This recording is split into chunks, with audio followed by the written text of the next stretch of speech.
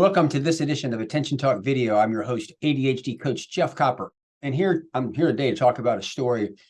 I had a client who I worked with for a period of time and stopped. And then one day I received a text that they were on their way to work. And normally they would use the GPS to places that were familiar to them as a means for the GPS to let them know if they need to take a right or left to get there. The person decided they didn't really need the GPS anymore and found that they had missed a couple turns and took them twice as long to get to work because they no longer had the GPS there, kind of help guiding them.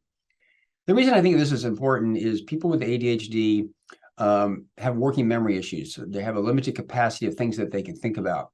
And when you're driving down the road, sometimes you might be thinking about traffic, which you should be, but also like maybe thinking about what's happening at work that day. There's a planning process.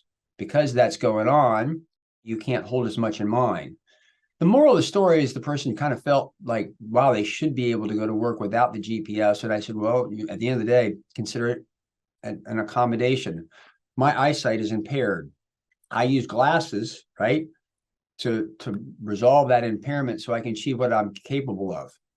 With ADHD, working memory is impaired. You can't hold as much in there. So having a GPS talk to you about how to get to work is actually there to help you achieve what you're capable of.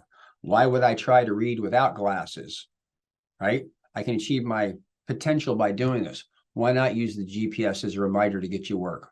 I hope this has inspired you to own your ADHD. Use what you need to unlock your potential. Remember, a limitation doesn't have anything to do with potential. Get an accommodation and you can achieve many things.